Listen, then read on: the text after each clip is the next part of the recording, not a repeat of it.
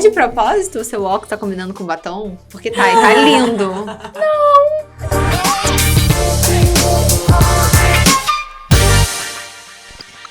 Olá, estamos aqui para mais um episódio do Papo de Quinta Podcast. Eu me chamo Juliana Silveira, sou a fundadora do Makers Co-Space e a host deste podcast hoje junto com Flavinha. Olá, gente, eu sou a Flávia Kenhoff, uma das fundadoras do Papo de Quinta e da Amolete Confeitaria. E também estou hoje como host do podcast. Porque vamos conversar nada mais, nada menos com a Miss Universo Brasil, Mia Mamed. E eu vou falar um breve currículo desta mulher que parece que já viveu umas 4 vidas de tanta coisa que já fez e vai contar um pouco para vocês aqui dessa trajetória que a gente também tá muito curiosa para saber. Mia é formada em jornalismo, audiovisual e socioeconomia em Nova York, cinema e atuação também em Nova York, é profissional como apresentadora, produtora e filantropa e tá aí nessa trajetória dos concursos de Miss que são muito desafiadores e é um universo completamente diferente e a gente vai entender um pouco melhor como ele funciona. Muito bem-vinda, Mia, muito obrigada por estar aqui com a gente hoje. Obrigada, Ju. Obrigada, Flávia, pelo convite. E é uma honra estar aqui. Eu faço parte do Papo de Quinta desde o início. Agora estou um pouquinho distante, que eu me mudei para São Paulo. Mas eu sempre falei para elas que foi um grupo que me abraçou aqui e foi muito influente na minha jornada como empreendedora, na minha volta para o Brasil. E eu falei isso aquele dia, né? Assim, diga com quem tu andas e direi quem tu és. Então, é muito importante a gente ter amizades que são outras mulheres ambiciosas. E eu uso ambiciosa, assim, de uma forma boa, que quer crescer na vida, porque vocês sempre me impulsionaram a crescer e me desafiar cada vez mais. Ai, Mia, obrigada. Bom, gente, estamos realmente muito felizes com Mia aqui, porque além dessa mulher maravilhosa de ser Miss, ela também tem uma trajetória incrível desde o início da vida, Mia. Então a gente queria entender um pouco como chegou essa mulher que você é hoje. Eu acho que sempre tem que começar dizendo que com 8 anos de idade, meu pai soltou essa bomba que a gente ia se mudar do Brasil, mas eu não tinha ideia do que era. Até aquela época eu só tinha ido pra Disney, então na minha ideia, a gente vai morar fora? Vamos morar na Disney. Criança de 8 anos. Maravilha também, vamos combinar. Eu tava super animada. Mas não fomos morar na Disney, fomos morar no Bahrein, que é uma ilhazinha do lado da Arábia Saudita, muçulmano, uma monarquia, e foi um grande choque cultural, também não sabia falar o idioma. Dessa experiência, assim, que foi fundamental na minha vida, a gente depois morou na China, voltamos pro Oriente Médio, aí minha família voltou pro Brasil, eu passei uma temporada na Europa e 6 anos em Nova York, onde eu trabalhei e estudei. Estudei e depois comecei a minha carreira, antes de voltar pro Brasil. Quantos países você morou? Calma, vamos voltar. Quantos países foram? 7. Nossa! Vamos começar com cada vez que você entrava em realidades totalmente diferentes, porque eles não eram... Nem um pouco. E culturas também, com muito diferentes. Totalmente diferentes. Aí você entrava numa escola do local, conhecia as pessoas do local e vivia a cultura daquele local. Tinha que aprender o idioma local, trabalhar, né? Algumas vezes era um estudo, outras vezes era trabalho. Então você tem que até adaptar a sua forma de trabalhar pra cultura local. Tudo sobre você. Eu brinco muito que eu sou assim, sabe aquela brincadeira assim, qual animal você seria? Eu sempre falo, eu acho que eu sou um camaleão, porque eu tive que desenvolver isso, até como uma forma de sobrevivência. O mais rápido que você se adapta, sabe, você começa a se vestir como eles, você aprende a dança local, a música, você aprende a comer, a falar o idioma, até praticar religião pra você entender o que você pode dizer, o que você não pode, sabe? Pra você conhecer o outro, você precisa conhecer a história, a cultura e a religião dele. Então, o mais rápido que eu fazia isso, era melhor, mais fácil a minha vida ficava, na real. Mais fácil eu fazia um amiguinho na escola. Ou eu tinha alguém no trabalho que me chamava pra almoçar junto. Sim. Essa é a real. Porque você se sentir parte do local, eu acho que é o mais difícil. Porém, eu também vivi a experiência do intercâmbio, né? Eu morei no Canadá. Então, você conseguir entrar, porque você que é diferente. Você que Você tá que é você que tá chegando no Total. local. Então, como que você quebra essas barreiras, as pessoas te abraçarem e aí você realmente conseguir vivenciar tudo, né, que aquele país te proporciona, né? A cultura, as pessoas, enfim, tudo. É uma coisa maravilhosa. Mas é difícil passar por esse momento. Não, demais. Até na minha volta pro Brasil, e todo mundo ri, mas assim, eu fui numa primeira festa e começou a tocar funk. Eu não conhecia uma música de funk, não sabia dançar funk. Aí eu fiquei tão ilhada, assim, não conseguia interagir com as pessoas, que eu cheguei em casa e comecei a ver, assim, quais são os hits agora do funk. Estudar. E aí, nesse lugar, juro mesmo, eu fiz uma playlist de funk Sim. e começava a ler, aprendia as letras e tal, pra poder quando eu chegasse na próxima festa, eu não ficasse totalmente... Eu assisti os videoclipes, assim, aí é assim que se dança, é assim que canta, essas são as músicas do momento. Que basicamente era o processo que você fazia em todos os lugares pra onde Mas eu tive que refazer isso no próprio país. Quanto tempo depois você voltou? Depois de 16 anos. É toda a construção do final da sua infância e adolescência, né? Você já voltou adulta. Já voltei adulta. Fim da infância, adolescência inteira e o início do adulthood, que a gente fala, né? Bom, esse processo, ele é muito interessante para o que você constrói hoje, porque, querendo ou não, por passar por todos esses desafios de mudanças, de inserções em culturas, além de você ter uma noção de como o mundo funciona muito clara, você desenvolve empatia e resiliência. Demais! Né? Num nível... Nossa, empatia e resiliência. Em outro nível, né? E aí eu acredito que tenha contribuído muito para o que você construiu depois dessa formação acadêmica. Porque aí você trilhou toda essa jornada e terminou em Nova York estudando audiovisual. Por quê? Eu sempre amei cinema e televisão. Sempre foi uma paixão minha, desde que eu me lembro como gente. Na época que a gente morava na China, não tinha televisão gringa, né? Só chinesa.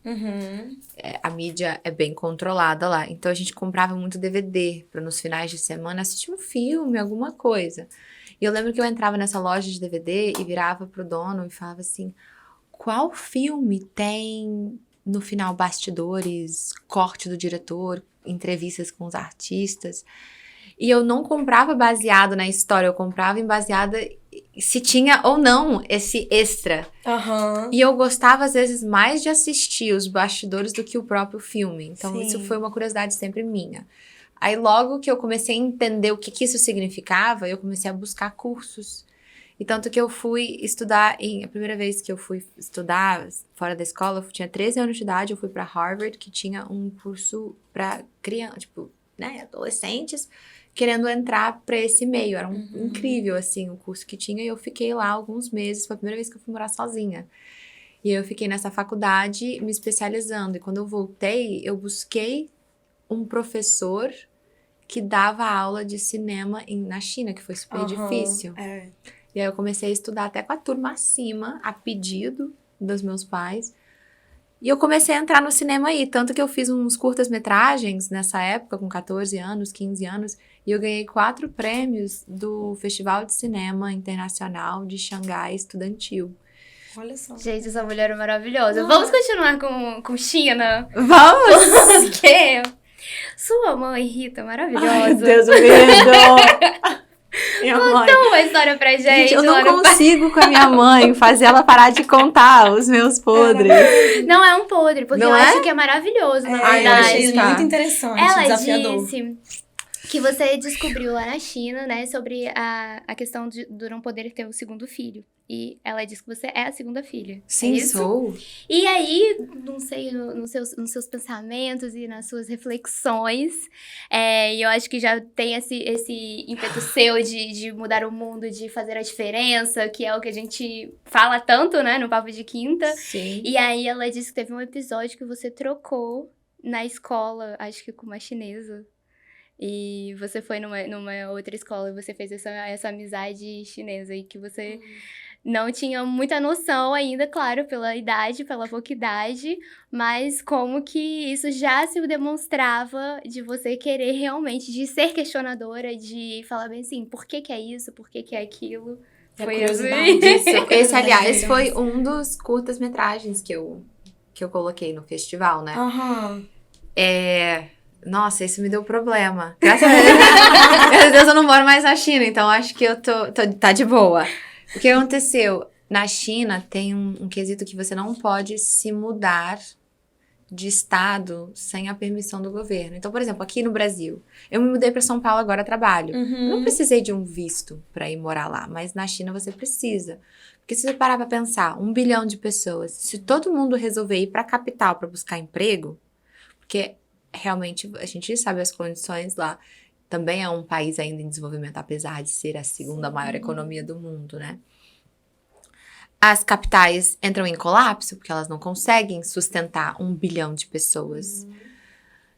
Então, eles têm todo um processo no governo de imigração, que você aplica e eles deixam uma certa quantidade de pessoas. Mas, obviamente, tem gente que, por decisão, por necessidade, desespero, fazem essa migração ilegal. E aí você começa a viver ilegalmente no seu próprio país. Então, se você tá ilegal, tem o seu segundo filho, não tem o seu segundo filho, você já não está legalizado dentro da lei. Você já tá fora. Mas eu quis contar essa história, entendeu? Dessas pessoas que vivem ilegalmente dentro dos seus próprios países. Pô, eu achei que era uma mega história. Opa, achei um furo. Não é que eu achei um furo. Jornalista. Mas tá aí a veia jornalista. Jornalismo. Agora Nossa, essa história é um storytelling ótimo pra eu construir. Te respondeu por que eu fiz jornalismo audiovisual agora. Que criança com 15 anos de idade passa os finais de semana gravando um documentário investigativo. E aí eu encontrei uma escola que não era, sabe, era uma dessas escolas que aceitavam essas pessoas que viviam lá ilegalmente. Eu fui pra escola, comecei a seguir essa menina, que era uma menina assim, que se abriu pra mim, etc. Então eu segui ela durante o dia todo, fui entrevistando ela, mostrando os amigos, como ela vive, como ela pensa. Até mostrando que ela é uma pessoa de verdade, né? Não só um número, mas um número de pessoas. E no outro final de semana, eu ia pra casa dela. E conhecer a família, a situação que ela vivia, etc. Só que até dentro dessas escolas ilegais, tem infiltrado em tudo quanto é canto do governo, né? Assim, a China realmente controla tudo. A China realmente tem um olhar a tudo, né? E contaram pra polícia que veio atrás de mim na minha escola. Ah, descobriram. Achei que tinha passado despercebida. E aí, eu fui impedida de continuar, pode-se dizer assim. Causei problemas. Vamos deixar por aí? Arrepiar os pais. Isso! Mas aí você vê que essa inquietude, ela está em você desde a infância. Sim. Né? Então, não é uma coisa...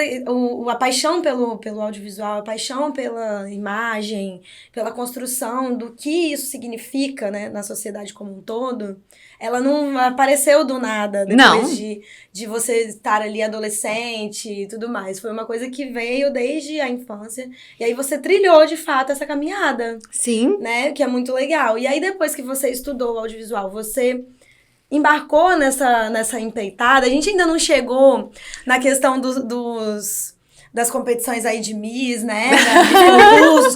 Concursos de Miss e tudo mais. Porque tem motivo. Nada é feito por acaso aqui por esta mulher. Então, estudou o audiovisual e aí você foi trabalhar no ramo. Fui. Sempre gostei muito de trabalhar. Então, assim, fui buscar logo oportunidades para poder me profissionalizar cada vez mais, já jovem. Tanto que eu acho que o primeiro grande trabalho que eu mais tenho orgulho é ter sido a produtora mais jovem da Globosat na história. Com 21 anos, eu era produtora-chefe do Hotéis Incríveis, da 5ª temporada. Ai, maravilhoso. Você conhece esse programa? Claro. Não, porque eu apelo pra idade de vocês. Gente, como assim? Normalmente eu recebo essa reação com pessoas assim de 45 pra cima. Não, eu tenho tipo 29 e eu acho maravilhoso. A gente gosta de Hotéis Incríveis. Você não sabia? Não. Eu fui a produtora-chefe da 5ª temporada. Se você... depois a gente pode... Eu quero até saber se você fez. É incrível. E aí, então, foi assim, pra mim foi... Eu comecei lá embaixo e fui trilhando até, né, ser ser a chefe da 5ª temporada, que me deu muito orgulho. Deste projeto, me roubaram a Fox Sports e eu fiz um especial pra Copa do Mundo, que a gente entrevistou os 40 melhores jogadores brasileiros que moram no exterior, então foi outra jornada de gravação. Aí depois disso eu voltei pra Nova York pra terminar a faculdade, que eu ainda não tinha terminado. E ao terminar a faculdade, eu acho que o terceiro grande projeto que eu tenho muito orgulho é de ter feito Cave XR, que foi um filme em mixed reality, que mistura realidade aumentada e realidade virtual, que foi dirigido, a produção executiva foi do Ken Perlin, que é um ganhador do Oscar, um cara inteligentíssimo. E a gente foi escolhido, né? Nosso premiere foi no Tribeca Film Festival, que é um dos maiores festivais hoje dos Estados Unidos. Sim. E depois o nosso premiere internacional no Festival de Vancouver.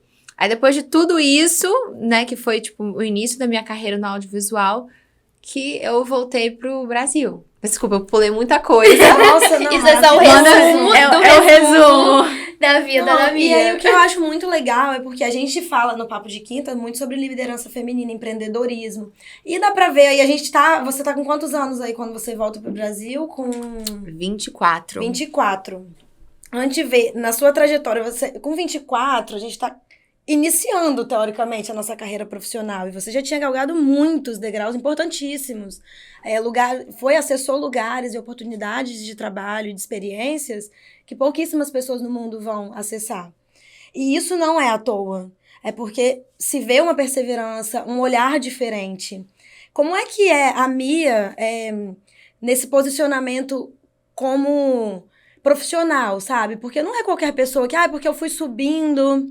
Você não vai subindo à toa, você não chega nessas oportunidades porque alguém te presenteou com isso. Não, você conquista. É algo que tá muito ligado ao que você entrega, ao que você produz, a forma como você trabalha. E aí o reconhecimento ele vem de forma natural pelos seus pares ali no trabalho. Então, como é esse olhar da Mia profissional que faz com que você consiga sempre atingir a melhor versão, a melhor opção que você tem ali dentro daquela trajetória e você vai até lá. Você não desiste até você ir até lá. É uma pergunta excelente.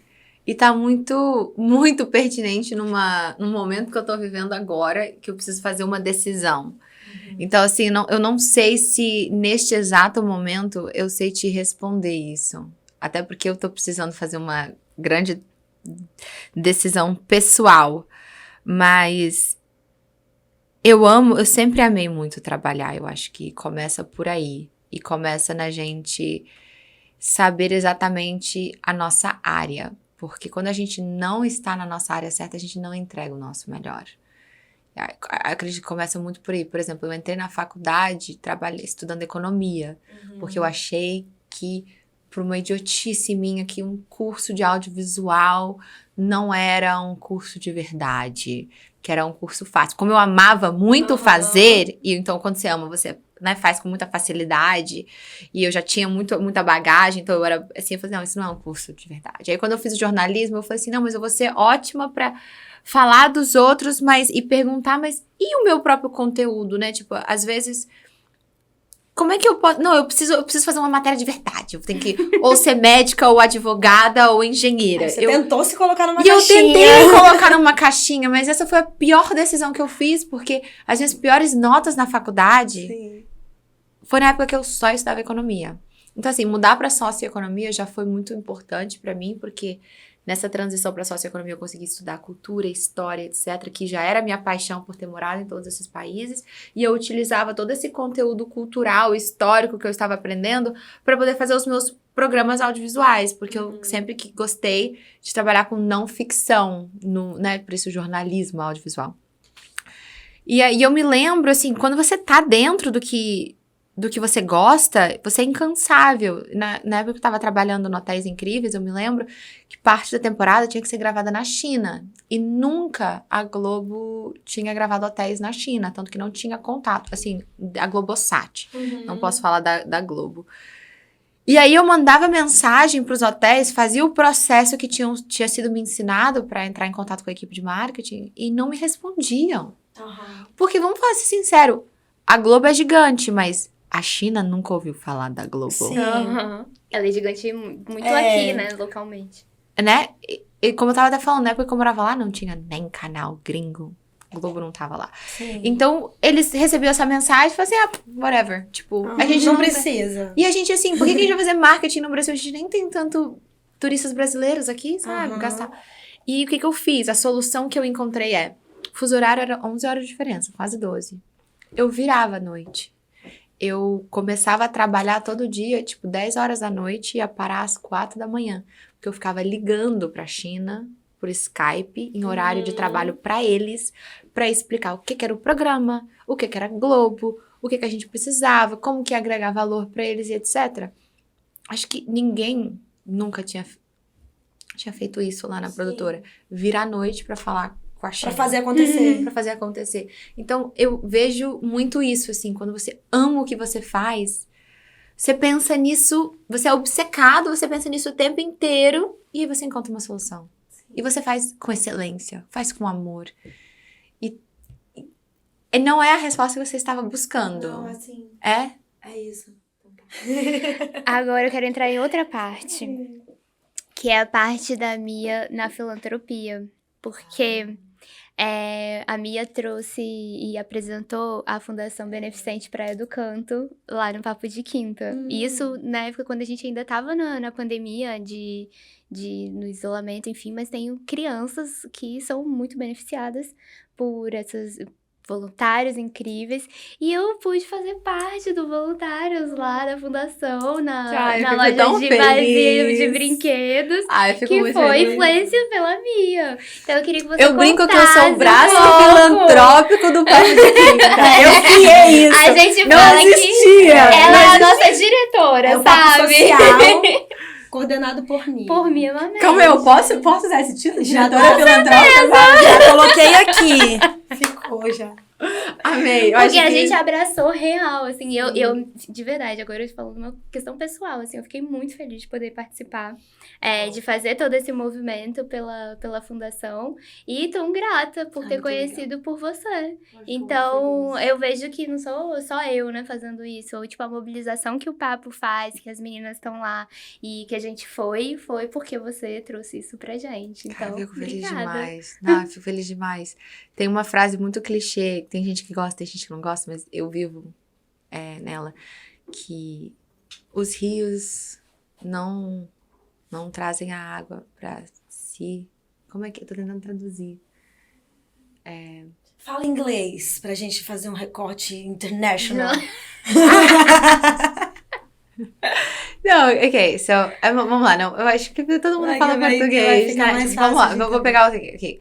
O sol não brilha pra se iluminar e as árvores não dão frutos pra se alimentar. Se tem uma coisa de certa que aprendemos com a natureza, é que a coisa mais natural do mundo é servir. Então, em todos os momentos da minha vida que eu me senti um pouco perdida, que eu me senti mal, que eu estava com a minha saúde mental, minha saúde mesmo, sabe? Ou eu não sabia pra onde ir profissionalmente, qualquer coisa. Eu focava no serviço, na filantropia.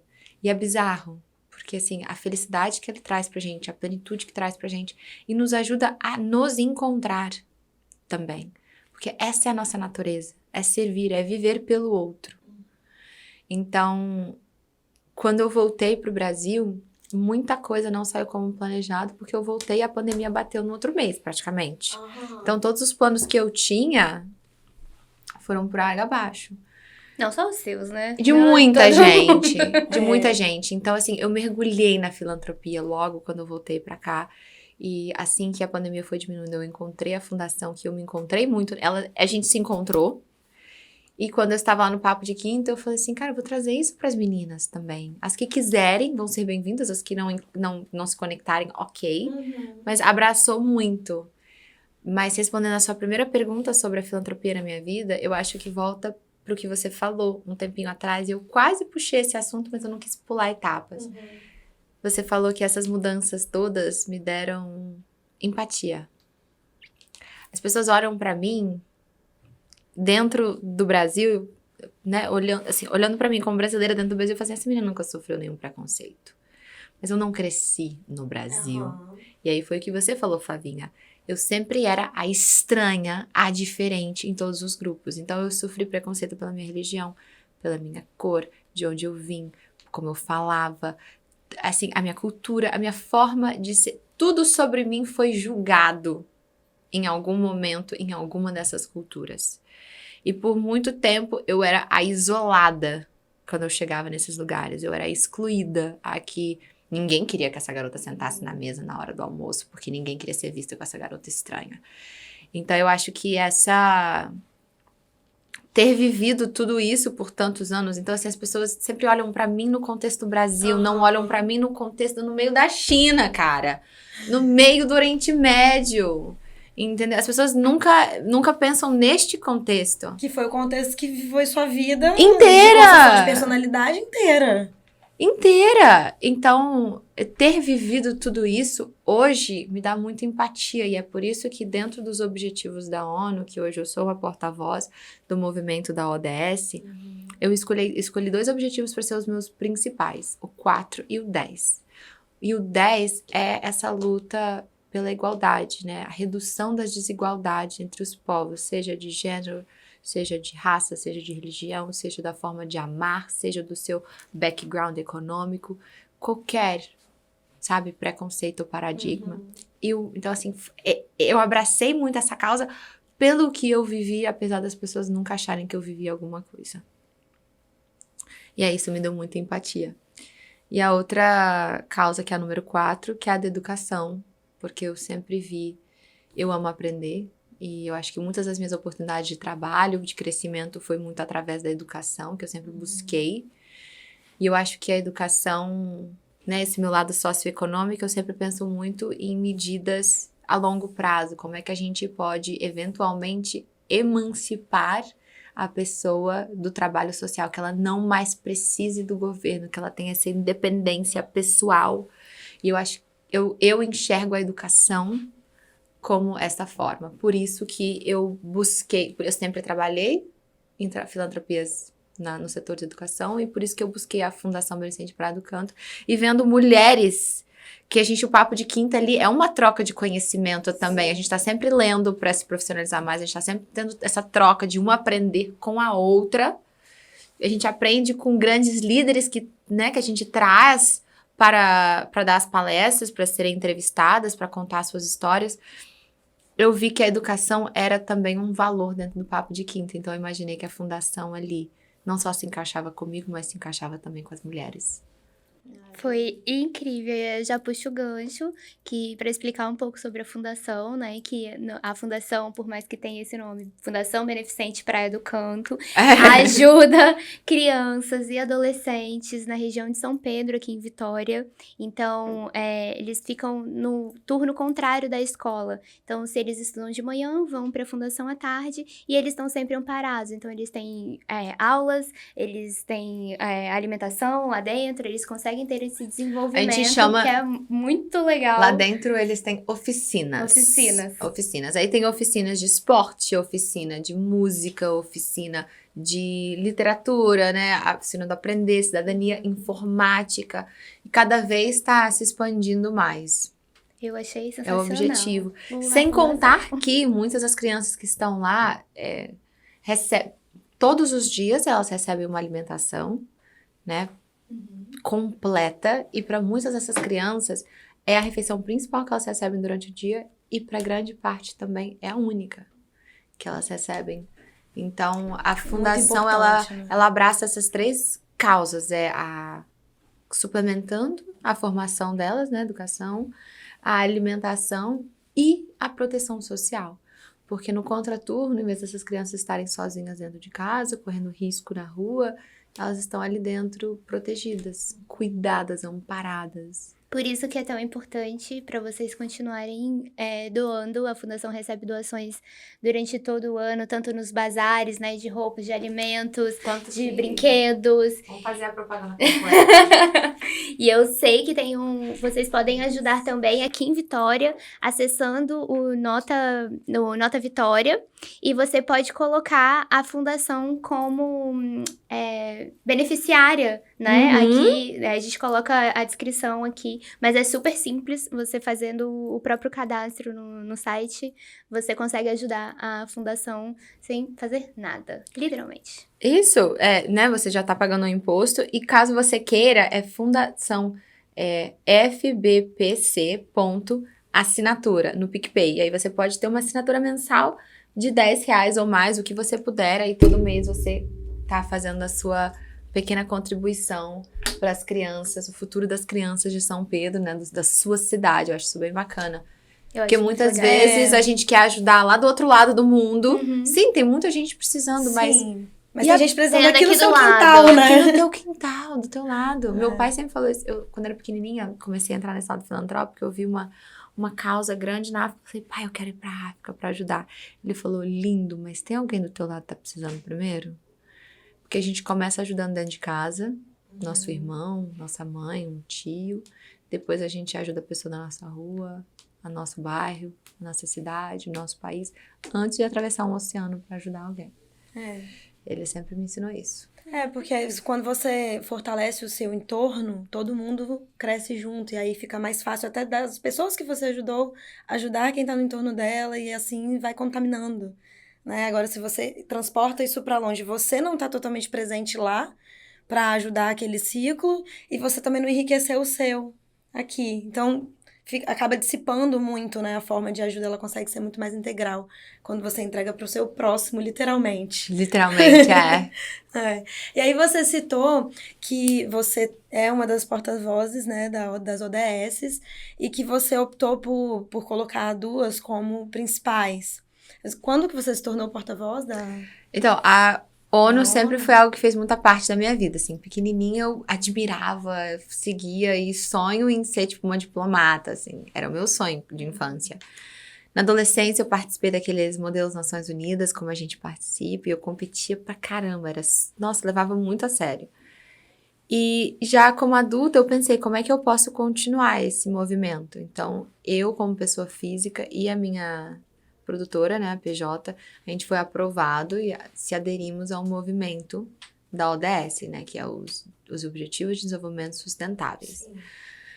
E dentro disso, o legal é que, assim, todos os 17 objetivos, eles meio que trabalham em conjunto. Por exemplo, eu estava falando da fundação.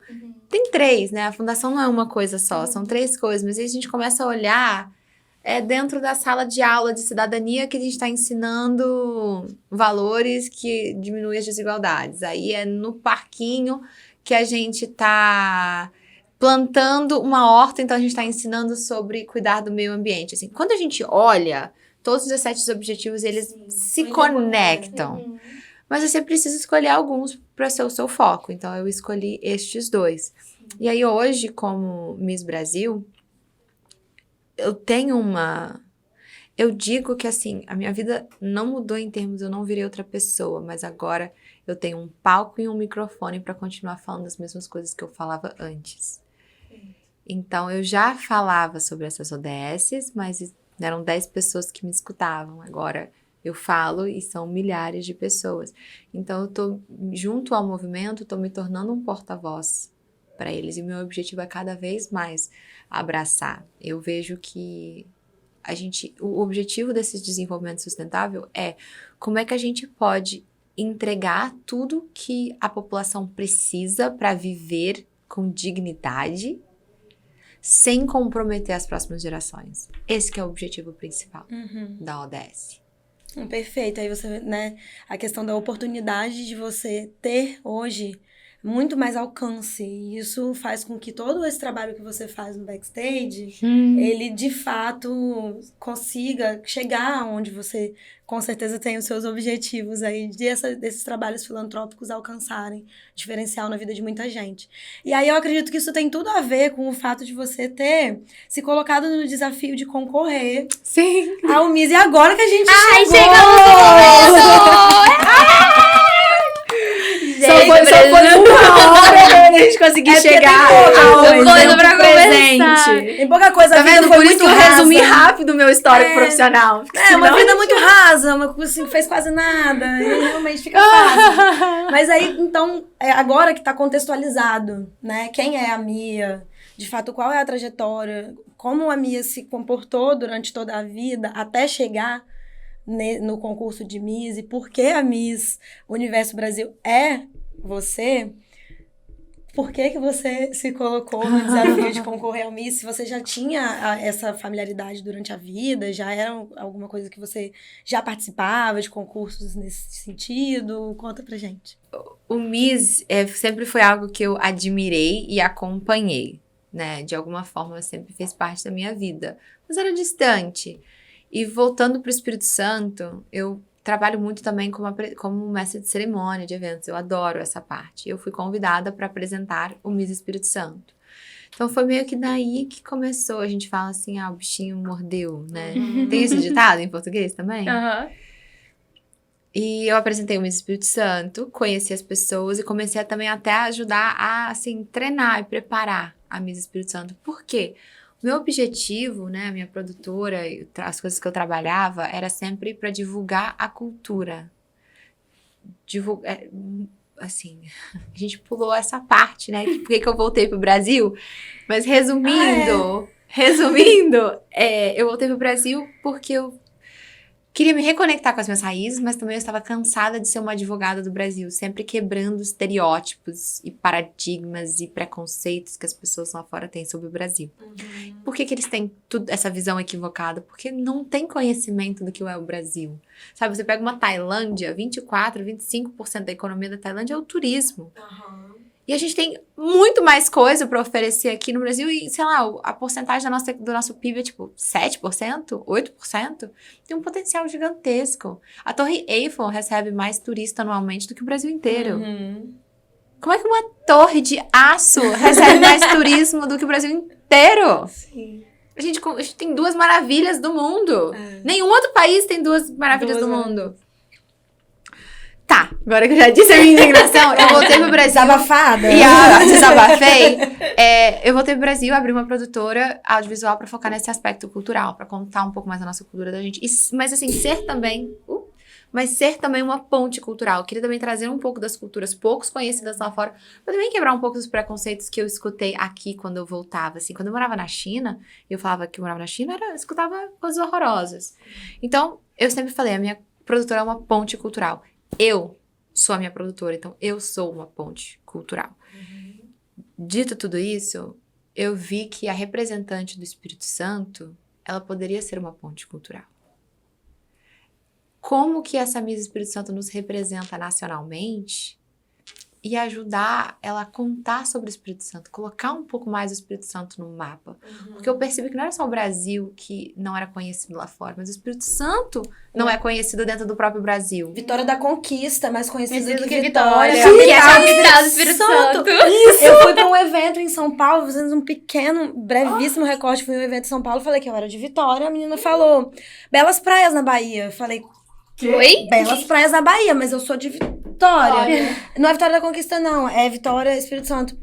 É Espírito Santo, então. É legal ali aquela região Nordeste, né? Amo o Nordeste. Eu falei, então, mas a gente, no caso, não fica no Nordeste, não. A gente fica um pouquinho embaixo, assim. A gente tá, no caso, aqui do lado de São Paulo, entre São Paulo, Rio, Minas, só no Sudeste. Aí ela... Espírito Santo. Não sabia nem onde o Espírito Santo ficava no mapa. Que sabe existia uma Vitória que não era a da Conquista. Vou te contar. O que acontece, gente? Na faculdade, eu estudei em São Paulo, né? Na faculdade, o meu apelido era Carioca, porque eu amava andar de chinelo. E ninguém sabia o que era o Espírito Santo. Não sabia. Você fez faculdade onde? Na PUC de São Paulo. Em São Paulo. Então, do São Paulo, era carioca assim, pelo sotaque, né? Porque aí entra na guerra do biscoito e bolacha. E aí eu falava biscoito, mas a diferença era, tipo... Quem é capixaba? Não parece nem a Espírito Santense. É tipo capixaba. Sim, sou capixaba. E mas você falar que a isso. pessoa do Acre não sabe onde é o Espírito Santo, ok, tá numa zona geográfica muito distante, ok. Mas um paulista não Agora, sabe. gente, é o estado que tá... Aqui do lado. E tem um monte de capixaba lá. Enfim, fizemos também aqui nosso desabafo. Não, mas é bem isso, não.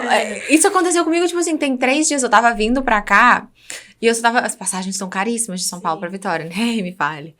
E aí, o meu assessor falou assim, nossa, eu encontrei uma super barata. Aí eu, como é que... Compra! Porra, né? E aí mandou pra mim, Vitória da Conquista. Eu falei assim, caramba, tu trabalhas comigo! Como é que você faz um negócio desse? Mas tudo bem. Aí depois eu tive o meu momento. Tá. Voltando pro Miss Espírito Santo. Essa nossa capixaba. E você sabe que nunca uma Miss Espírito Santo tinha ganhado a Miss Brasil.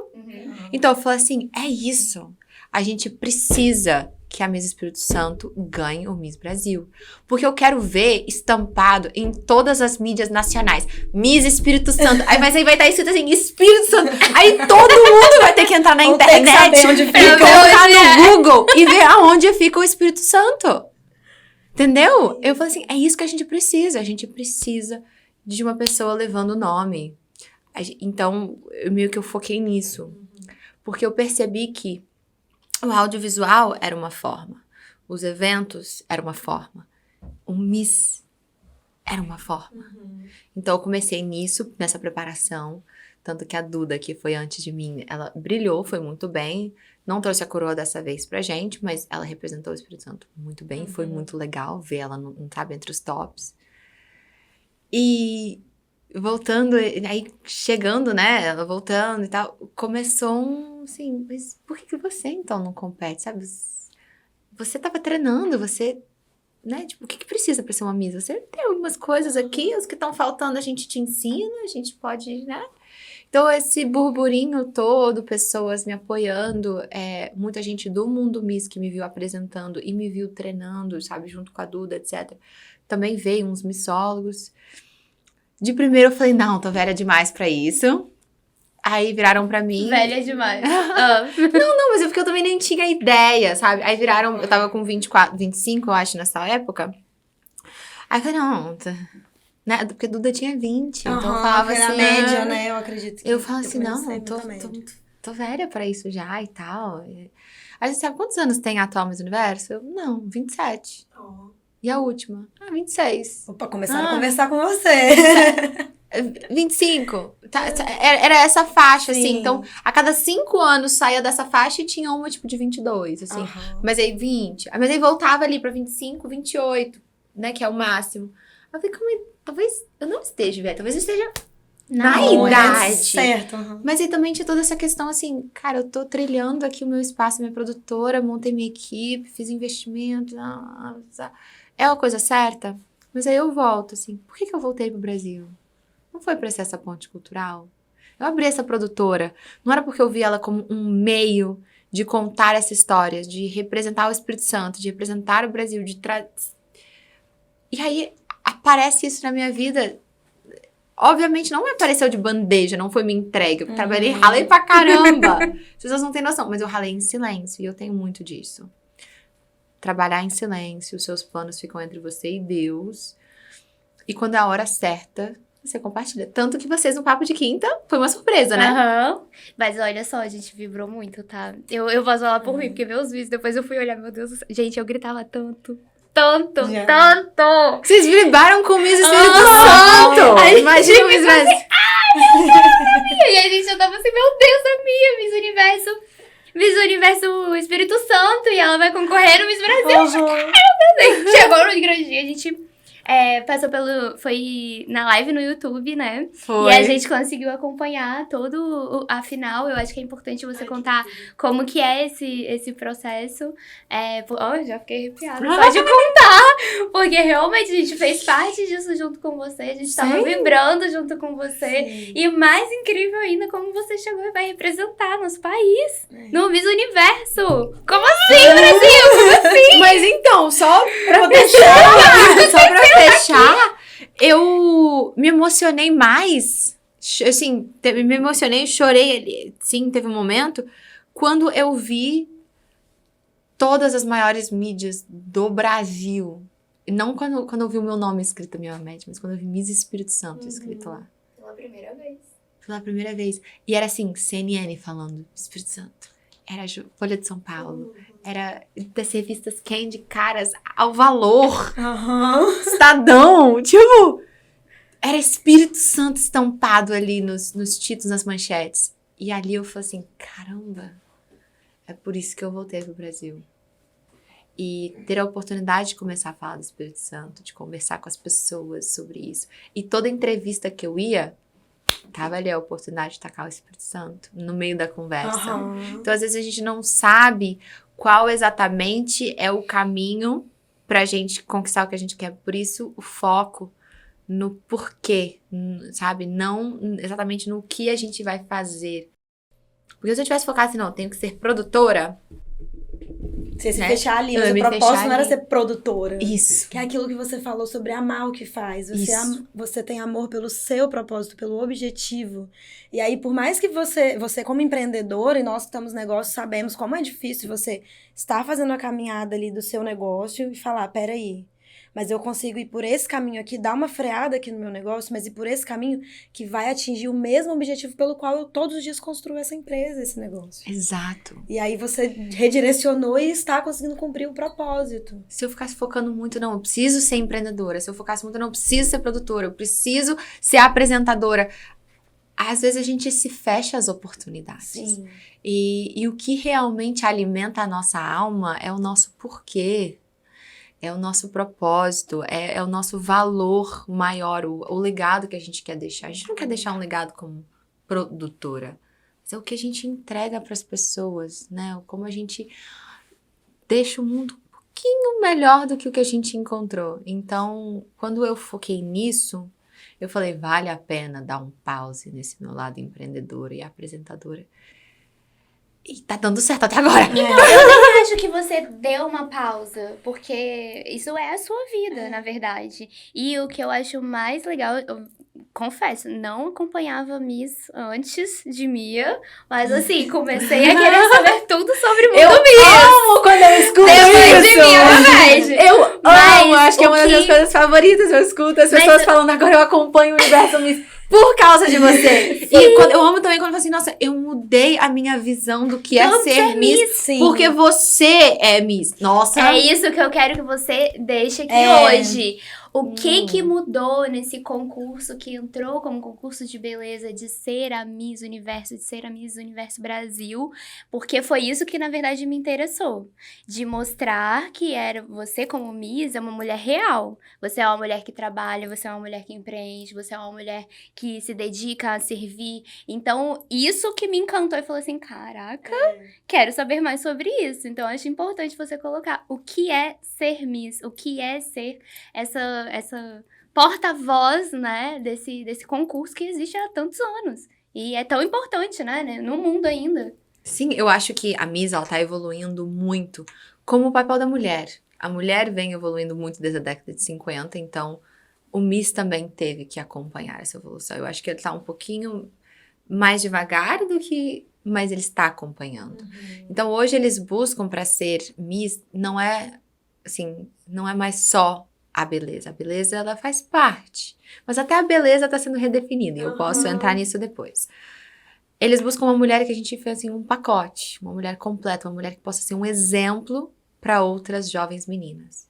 E esse exemplo é ter um estudo, uma formação muito, boa, ter cultura, é ser uma pessoa que tem uma profissão, sabe quem ela é, o que ela veio. É uma mulher, assim, que tem uma cabeça inovadora, mas, assim, uma visão de mundo globalizada, sem preconceitos, que realmente vê esse mundo interligado. É uma mulher, a Lu Sierra, que é uma das profissionais lá do Miss Universo, ela fala, a Miss, ela não modela, a Miss, ela comunica. Então, ela tem que ter uma comunicação que conecta com as pessoas. E ela tem que ter, puramente de verdade, um coração filantrópico. Porque ela tá ali para servir, ela tá ali para representar o seu país da melhor forma possível. E ela tá ali para servir também. Então, o trabalho filantrópico, ele é muito importante. Então, realmente, assim... E aí, depois que você pega todo esse lado, também tem, assim, um bom exemplo de valores. Tem que ter um bom exemplo físico. Não é que eles buscam a mulher magra, com o corpo perfeito. Eles buscam uma mulher que claramente tem hábitos saudáveis. Então, eles gostam muito que eu publique o que eu tô comendo, quando eu tô me exercitando. E quando chega lá, na competição, se parece que você não está saudável, isso é uma linha de corte. Você não chega nem nos tops. Então, eles querem que você seja um exemplo até de saúde, de bons hábitos. Bons hábitos de leitura, bons hábitos de estudo, bons hábitos de trabalho, bons hábitos filantrópicos, bons hábitos sociais, bons hábitos de alimentação, tudo. Porque você representa um exemplo de mulher. Então, assim, até nisso, às vezes, é uma pressão muito grande, porque às vezes eu me empurro, tipo assim, né? Porque não tem como ser uma coisa forçada. É você.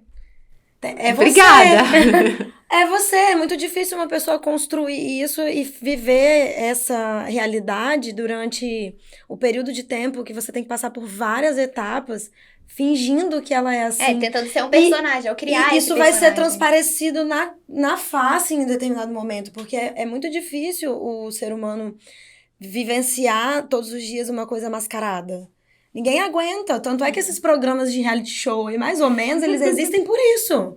Porque a pessoa na primeira semana é de um jeito e, de repente, ela vai abrindo, vai tirando as cascas, porque todo mundo tem, claro, todas as pessoas que você conhecer, você vai conhecer de um jeito, você vai se aprofundando naquela relação, você vai descobrindo de fato quem é aquela pessoa. Então, cada etapa que você passa é um desafio a mais que tira uma casca, e quando você chega lá no final, é inevitável ter percebido durante esse processo quem é de verdade e quem não é, quem tá só passando pelo concurso e quem de fato representa todas essas questões que você levantou. E, de fato, é a representação do que a gente consegue sentir, assim. Quem não tá sentado aqui não consegue sentir, mas eu vou falar, porque eu tô aqui.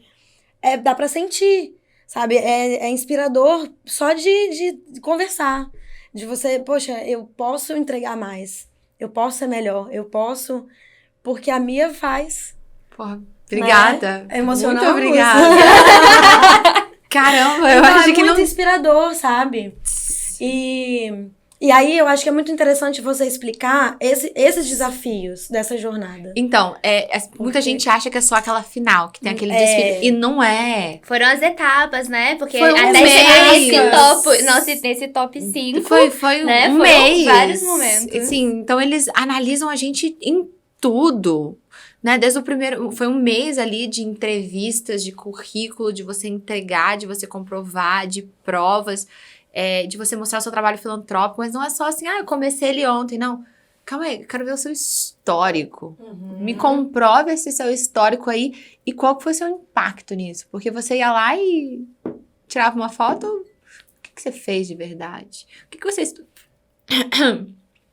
O que você estudou de verdade? Você sabe isso mesmo aí que você está falando? E o seu trabalho? Tudo. Aí a gente era testado em tudo, nos livros que a gente leu, nos nossos hábitos. A gente tinha que realmente comprovar também, obviamente, também o nosso lado marqueteira, né? Porque também a gente tem a nossa habilidade de se comunicar, de como é que você vai representar realmente o seu país. Mas outra coisa muito legal... Descobri a garganta. Tá, mas... E depois que você for Miss Brasil, o que você vai fazer nesse 1 ano de reinado? E depois desse seu 1 ano de reinado, quais são os seus projetos? Você tem que saber tudo, você tem que saber quem você é com muita clareza, assim. Daqui a 5 anos, daqui a 10 anos. O que você vai fazer? Porque você daqui a 10 anos continua representando o Brasil e a organização. E muitos desses processos tem psiquiatra acompanhando. Pra ver realmente se você tá... Pra você manter também esse processo e também bancar isso, né? Porque você se abdica de várias coisas dos seus projetos iniciais pra ficar nesse 1 ano, 2 anos dedicada a isso, né? A esse título que você recebe e como que você caminha nesse processo. Porque é uma mudança...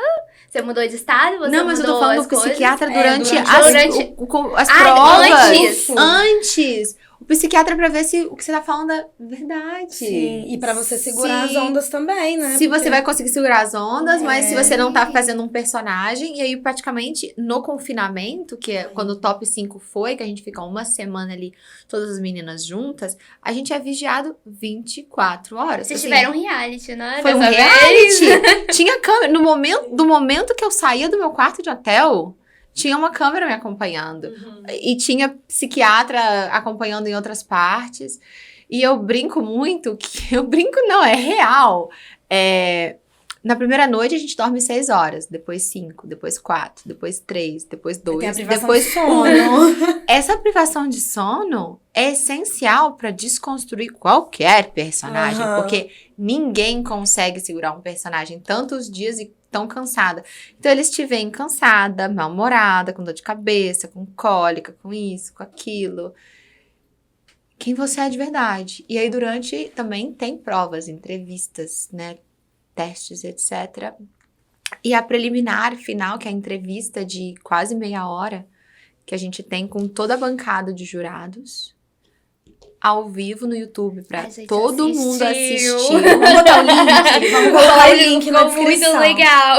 E aí, tipo, ao vivo tinha 2.000 pessoas assistindo, mas em total já passou de 20, 30 mil pessoas. Mas então, você imagina, tá, tem 6 pessoas ali te julgando, e você já imagina, e 2.000 pessoas. E eles podem te perguntar qualquer coisa. É um momento ali que você... Eu acredito muito que foi ali que eu ganhei o Miss Brasil. Eu acho isso.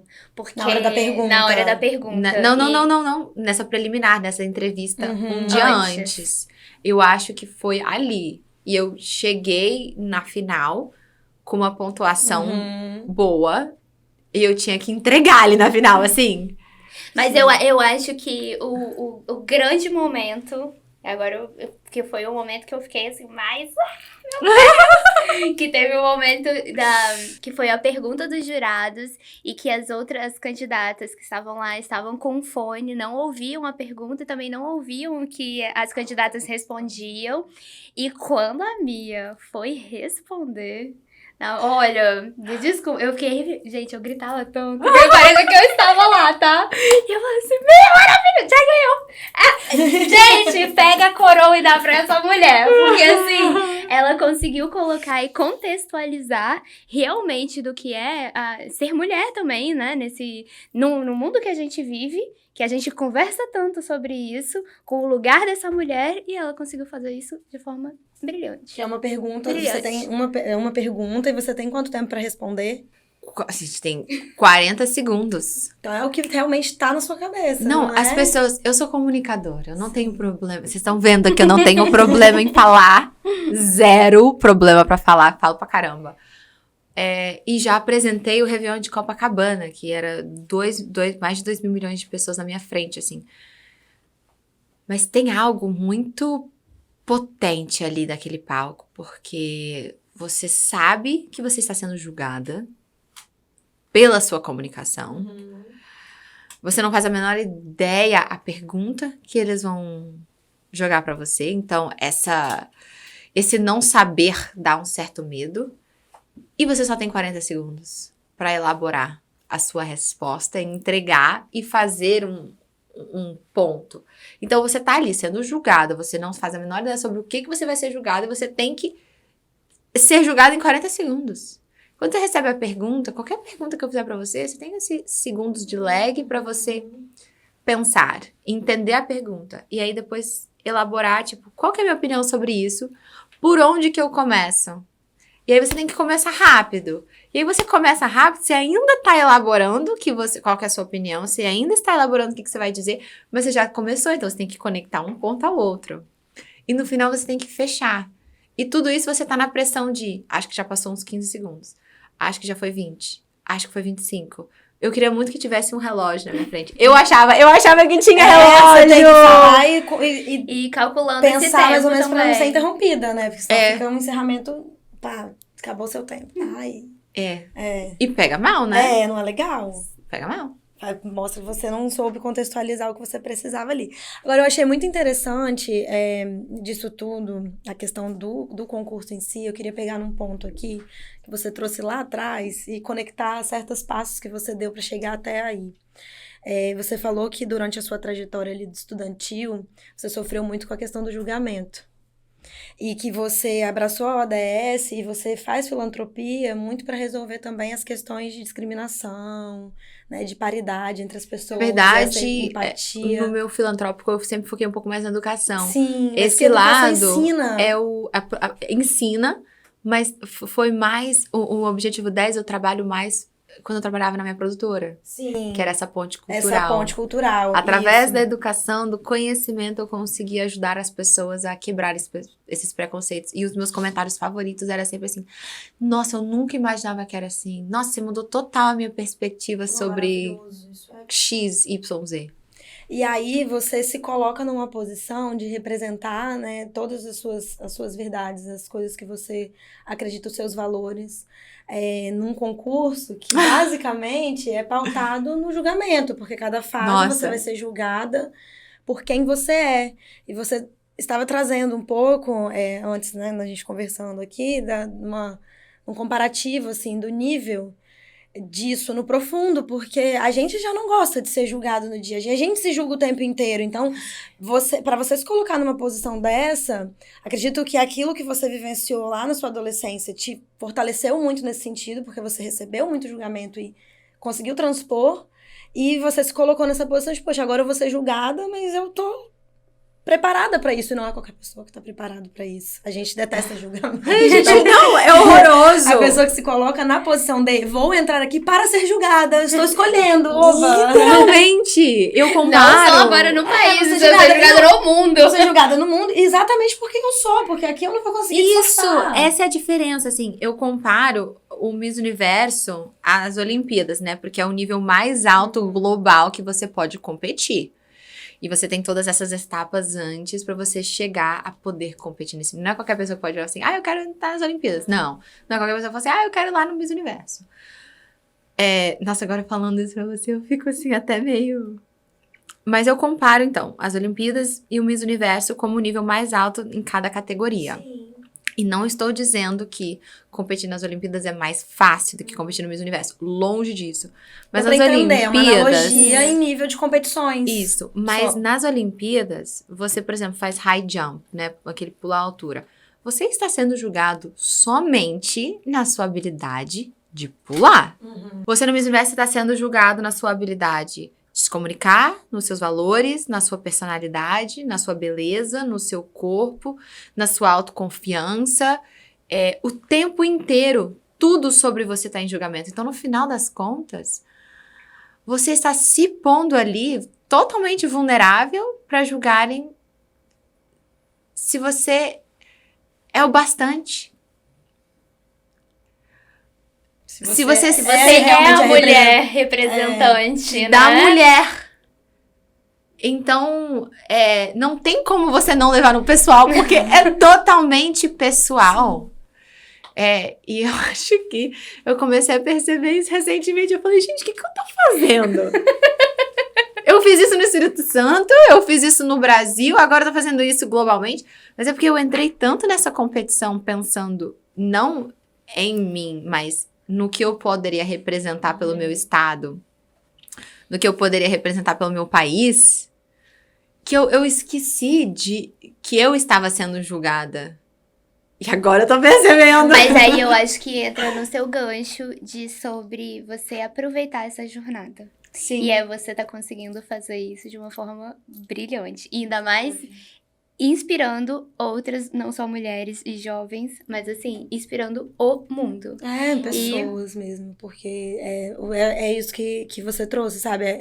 A personalidade, a forma de interagir, a comunicação, são os valores, as coisas que você construiu. Então, não é só sobre, agora eu vou concorrer, então agora eu vou começar a fazer isso, aquilo, não. É uma pessoa que construiu isso a vida inteira. Sempre teve esse olhar.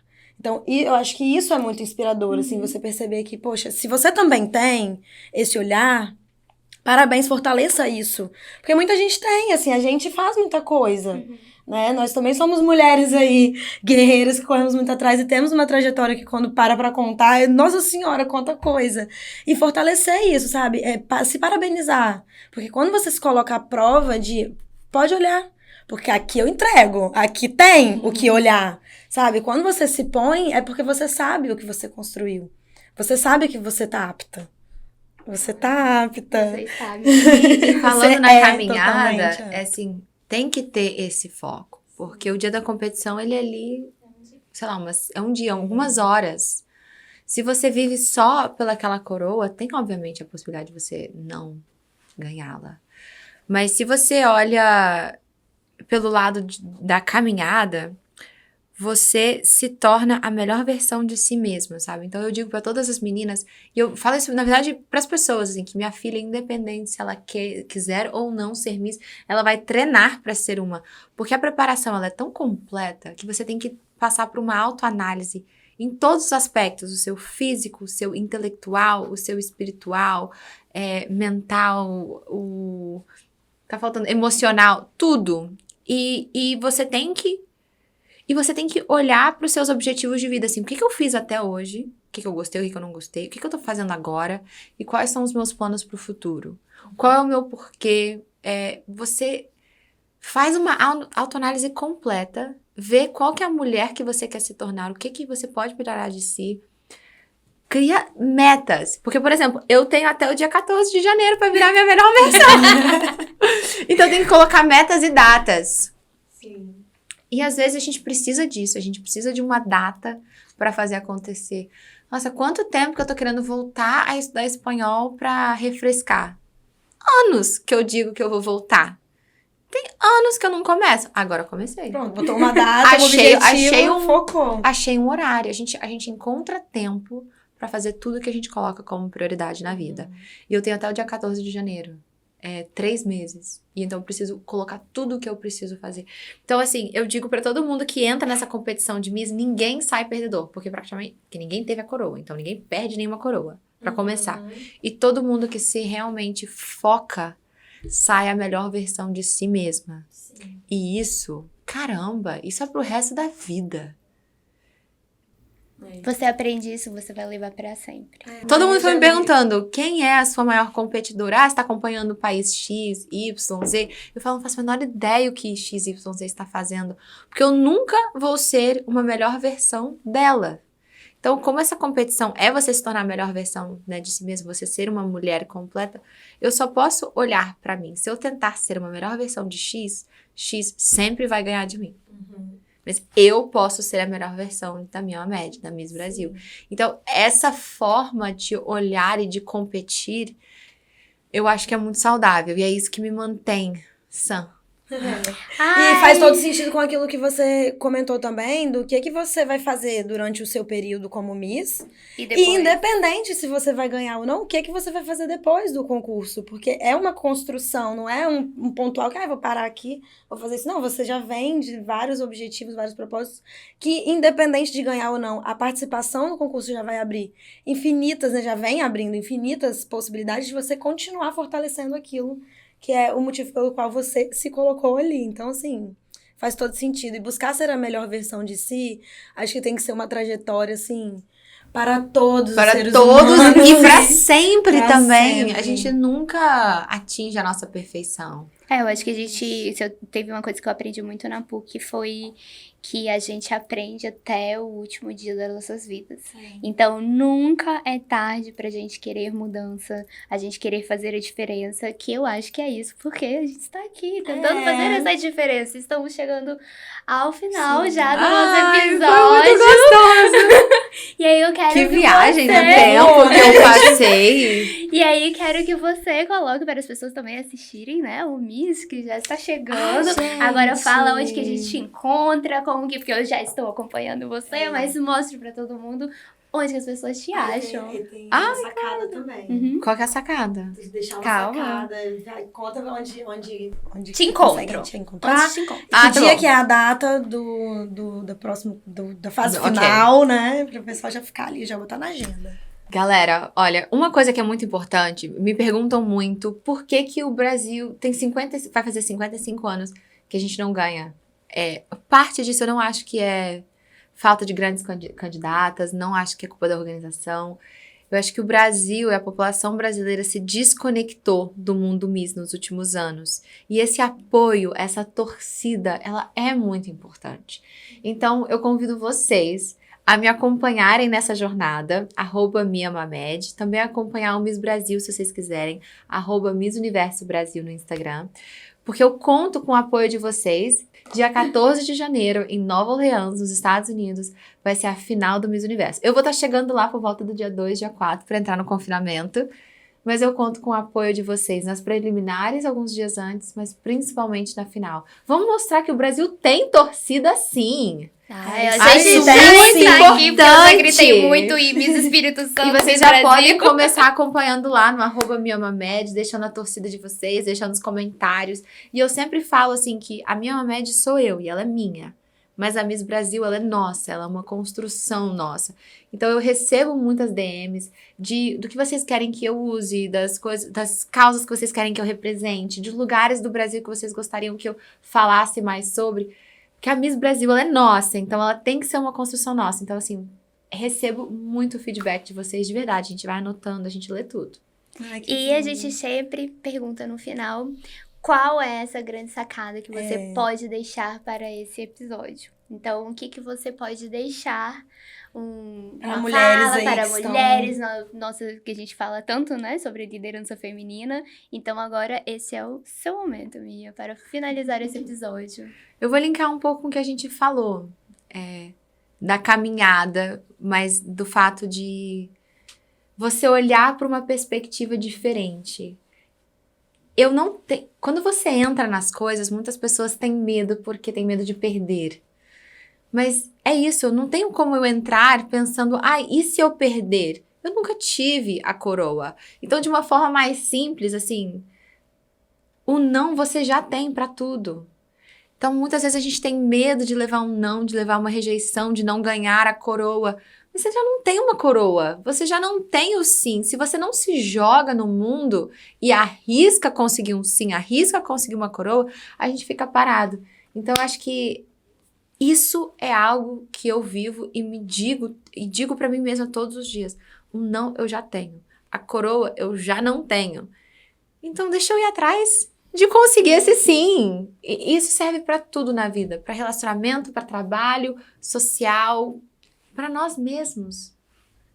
Perfeito. Perfeito. Coragem. Já estamos na torcida. Coragem! Muito certo. Já estamos, que eu Que todos vocês possam ir em busca das suas coroas. Ai, maravilhoso. Maravilhoso. Vocês também podem me encontrar. Bom, peraí.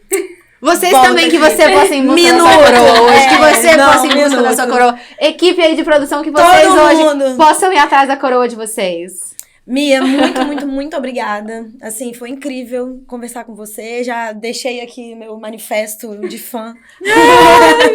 Muito inspirador mesmo, assim, isso fortalece muito a gente, sabe? Conversar com pessoas que se preparam para ser a melhor versão de si, nos encoraja a também continuar buscando esse caminho, sabe? E sigam, gente, acompanhem Mia, vamos torcer todas juntas, porque é muito importante esse fortalecimento também, não só entre mulheres, mas como nosso país, é muito importante. E aí vocês também podem me encontrar no @JulianaSilveira, __, porque eu não sou verificada, tá? A atriz já levou pra ela algum dia, quem sabe, e makersco.etc.br. E Flavinha? Primeiro temos que falar para vocês acompanharem o Papo de vou Quinta. falar. Estamos no papo.d.quinta. Não tropeçou, porque eu já tropecei no último episódio. Eu tô no Flavitia, no Instagram, e na Molite Confeitaria. E assim, que honra te receber aqui. Eu já conhecia a muito Mia felizes. pelo papo, mas assim, a cada vez que eu te encontro, eu me sinto assim, mais inspirada por você. Você sabe que eu já estava torcendo por você, estou mais Obrigada. ainda. E assim, de uma forma completamente genuína, porque a gente sabe quem você é, então a gente tá assim, muito, muito, muito feliz em ter você como associada do Papo, representando também, assim, nesse mundão afora, porque você já conquistou isso. Obrigada. Maravilhosa. E é isso, gente. Muito obrigada. Foi incrível. @papo.d.quinta pra relembrar aqui. E deixem também o like nesse vídeo se vocês gostaram. comentários. John faz assim.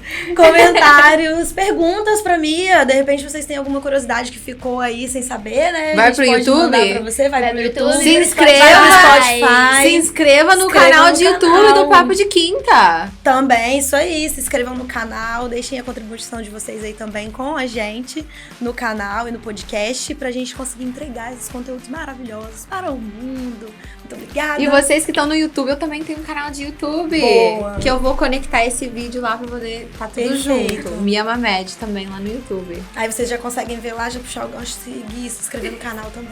Perfeito. Obrigada. Obrigada pelo convite, gente.